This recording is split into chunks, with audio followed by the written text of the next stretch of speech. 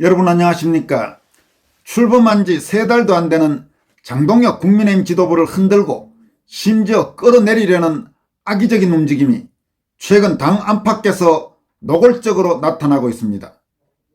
국힘당 안에서는 그동안 저질 극좌 세력과의 투쟁이나 윤석열 대통령 탄핵 반대 투쟁에서 어떤 존재감도 없었던 소위 중도파리 일부 국회의원들이 당 밖에서는 이준석, 한동훈 따위의 인간들을 치켜세웠던 제도권 언론과 조갑제 같은 자들이 이런 움직임에 전면에 나서고 있습니다.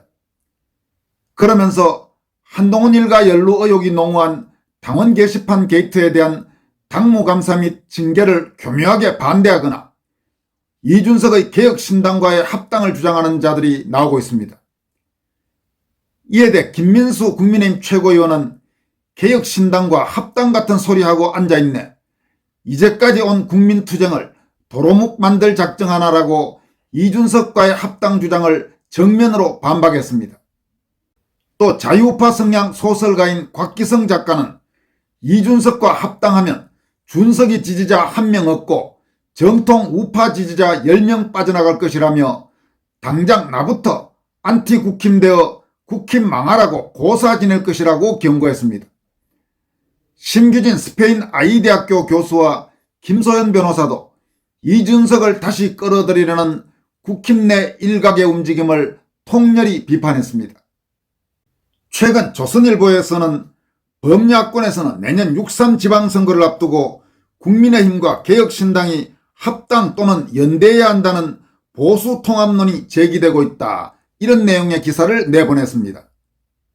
그러면서 이런 목소리를 대변하는 국민의힘 의원들로 충북 제천 단양리 지역구인 엄태영 의원, 대구 달서구 병이 지역구인 권영진 의원, 서울 서초구 갑이 지역구인 조은희 의원, 부산 사구 갑이 지역구인 이성권 의원 등을 거론했습니다. 이들 국회의원들은 모두 공통점이 있습니다. 지금까지 한국의 저질 극좌 세력과의 투쟁에서 거의 모습을 드러내지 않았던 정치인이라는 공통점이 있습니다. 그런가 하면 윤석열 대통령 탄핵 반대 투쟁에서 많은 국민이 그 추운 겨울에 전국 곳곳에서 투쟁할 때 거의 코빼기도 보이지 않았던 공통점도 있습니다. 그러면서 소위 중도 운운하는 중도파리 국회의원이라는 공통점도 있습니다. 이름들을 다시 한번 소개해드리면 대구 달서구 병이 지역구인 권영진, 서울 서초구 갑이 지역구인 조은희, 부산 사구 갑이 지역구인 이성권, 충북 제천시 단양리 지역구인 엄태영, 이런 국회의원들입니다. 모두 국민의힘이 강세를 보이는 지역구입니다. 그러니까 이런 국민의힘이 강세인 지역구에 이따위 그런 사람들을 공천을 한 게 바로 지난 총선에서 한동훈이 이끄는 국민의힘 당시 비대위 당시 지도부였습니다.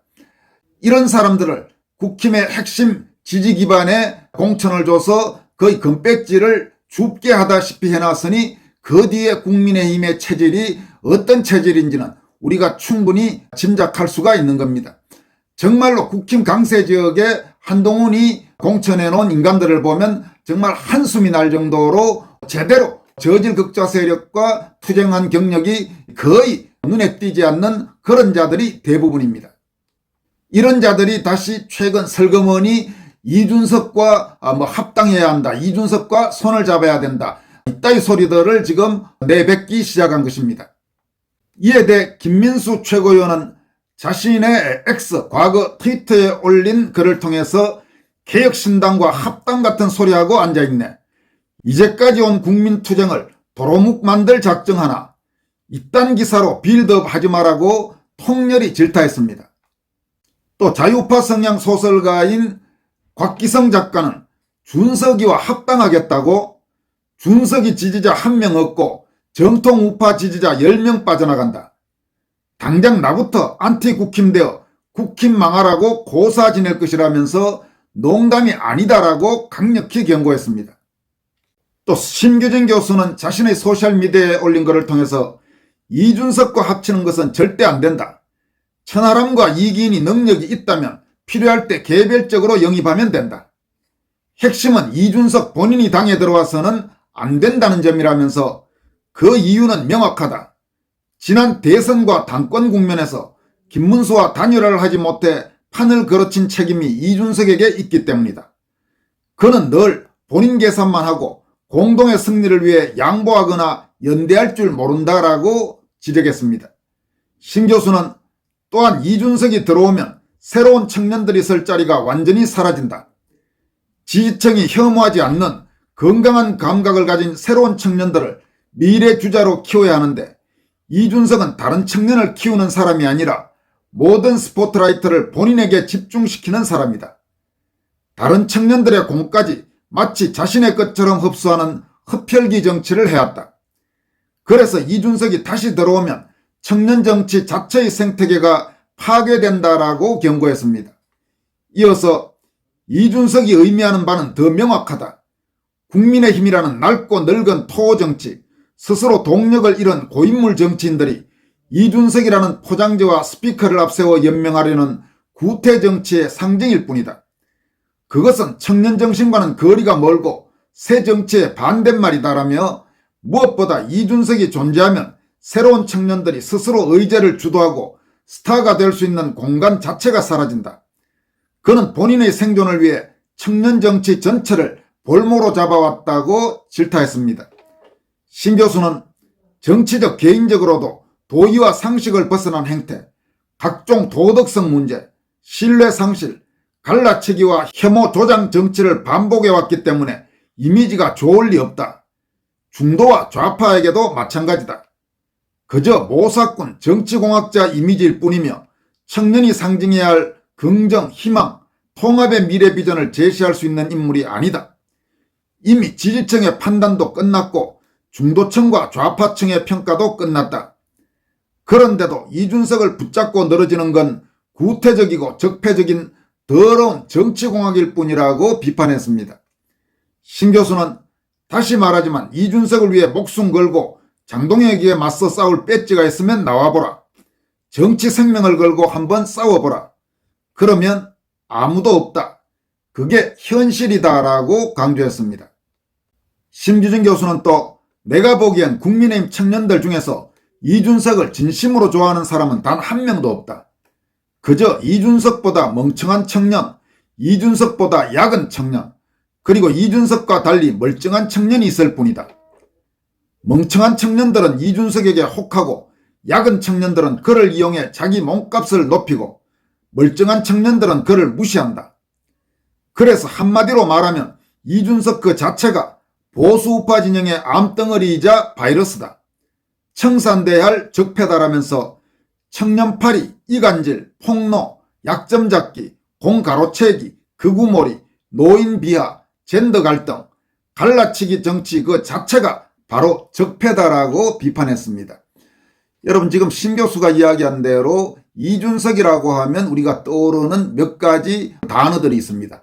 걸핏하면 극우 하면서 한국의 정통 자유우파 세력들을 비난하는 것, 그리고 선거부정 의혹 진상규명 및 선거제도 개선을 위해 투쟁해온 한국의 많은 애국 시민들을 비난하는 것, 걸핏하면 다른 사람들 약점 잡아서 특히 우파 진영 안에서 분탕질 치는 것, 그리고 또 하나 소위 유성 사건으로 상징되는 아주 심각한 젊은이답지 않은 추함, 젊은이답지 않은 부패, 그런 이미지가 바로 이준석의 이미지라고 할 수 있습니다. 그런 이준석과 다시 손을 잡겠다고 나서는 자들은 도대체 무슨 생각을 하고 있는 건지, 곽기성 작가가 아까 이야기한 대로 이준석을 끌어들이면 이준석 지지자 한 명은 얻을 수 있을지 몰라도 이준석을 극혐하는 10명은 국힘을 떠나간다는 이 엄연한 정치 현실을 외면하는 자들은 우리가 어떻게 봐야 되는지, 그런 자들에 대해서 혹독하게 비판해야 할 것입니다. 지금 이 영상을 보시는 시청자들, 구독자 여러분들 중에도 다시 이준석과 손을 잡자, 이준석과 합당하자, 이런 자들의 지역구에 살고 계신 분들은 그런 자들을 향해서 엄중하게 유권자로서 경고하실 필요가 있어 보입니다. 신 교수는 또 최근 이준석을 부쩍 띄우고 있는 조선일보에 대해서 조선은 왜 저럴까? 좌파들한테 안티조선으로 두드러 맞고 이제 주류에서 밀렸는데 안티조선 운동하던 진중권을 강적들 MC로 모시고 있지. 이제 우파에서 두드러 맞고 현실 자각해야 정신 차릴래나. 이준석 펜코 분점으로 전락했나라고 비판했습니다. 여러분, 이준석이라고 하면 바로 그 대척점에 있는 그야말로 이준석 킬러 중에 한 명이 바로 김소연 변호사라고 할 수 있습니다. 김소연 변호사도 이준석과의 합당 혹은 연대를 주장하는 국민의힘 그리고 당 밖의 일부 주장에 대해서 강도 높게 비판했습니다. 김 변호사는 뜬금없는 시점에 마치 누가 옆구리 쿡 찌른 것 마냥 준석이랑 연대해야 한다, 합쳐야 한다 타령하는 정치인들은 1. 룸사롱 동지거나 2. 같이 업자들 공유하는 사이거나 3. 명태균한테 목줄 잡혔거나 그것도 아니면 4. 멍청하거나 5. 순진한 것이라 본다라면서 돌맛을 보고도 준석이 못 놓는 정치인들은 황금폰에 온오프라인 대화 녹음 따이고 약점이 잔뜩 잡힌 인간들일 것이니 그러고 가면 된다. 그렇지 않으면 전국민 비호감 1위 정치인 이준석을 이렇게 매번 챙길 이유가 없겠지. 무슨 각설이 타령도 아니고 작년에 왔던 준석이 타령이라니 라고 질타했습니다. 김 변호사는 또 한동훈파와 준석이파 다툼 가관이다. 이준석은 머리 안에 국힘 돌아오고 싶은 생각만 한가득. 오세훈이고 장동혁이고 누가 사정해도 이준석은 국힘하고는 절대 안 합친다고 선언하고 실제 그렇게 해야 자존심 지키는 것이다. 2020년에도 황교안 밑으로 멋쩍게 웃으며 들어와 분홍 잠바 입고 단수 공천 받더니 선거 끝나자마자 또 내부 총질, 당권 다툼. 장동혁 대표는 황교안 대표가 4.15 총선 직후 어떻게 축출됐는지 타산지석 삼기를 바란다. 2020년 총선은 황교안 대표가 조중동에 휩쓸려 바른미래당과 이현주 등을 받아들이고 아스팔트 태극기 애국시민들을 배제해서 완패한 것인데 김종인 선대위원장이나 바미당 세력 누구도 책임 안 지고 황교안 대표와 자유한국당 강성 우파 정치인들만 배제됐다. 선거로 물갈이, 양아치 쓰레기 한 줌 정치꾼들이 노리는 수라는 것을 명심하고 정통 우파 국민들을 믿고 뚝심 있게 나아가야 할 것이라고 장동혁 대표에게 이준석류의 이런 따위의 인간들에게 휘둘려서는 안 된다고 강조했습니다. 공감할 수 있는 내용이라고 생각합니다.